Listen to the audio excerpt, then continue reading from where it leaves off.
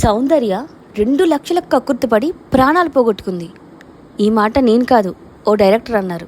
ఇంతకీ మ్యాటర్ ఏంటంటే 2004లో ఎన్నికల సమయంలో ఆమె బీజేపీ తరపున ఎన్నికల ప్రచారానికి వెళ్ళాలనుకుంది. ఆ టైంలో హెలికాప్టర్ టేకాఫ్ తీసుకున్న కాసేపటికే ఆ హెలికాప్టర్ పేలిపోయింది.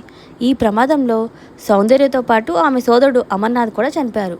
అప్పట్లో ఈ ఘోర ప్రమాదం అందరినీ కలిచివేసింది, ఇండస్ట్రీని కుదిపేసింది. ఎవ్వరూ నమ్మలేకపోయారు. అభిమానులు తల్లడిల్లిపోయారు.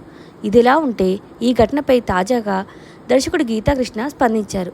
ఆమె చాలా మంచి అమ్మాయి అయినా ఒకసారి హైదరాబాద్ వచ్చినప్పుడు ప్రశాంత్ కుటీర్లో ఉండమని తానే సజెస్ట్ చేశారని, ఆ తర్వాత ఆమె ఎప్పుడు వచ్చినా అక్కడే ఉండేదని చెప్పారు. ఆమెతో వర్క్ చేసే అవకాశం మాత్రం తనకు రాలేదని చెప్పారు. బీజేపీ నాయకుడు విద్యాసాగర్ 2 లక్షలు ఆఫర్ చేస్తే ఎన్నికల ప్రచారానికి వెళ్ళిందని, ఆ సమయంలోనే ఇలా ప్రమాదానికి గురై మరణించిందని ఆయన అన్నారు.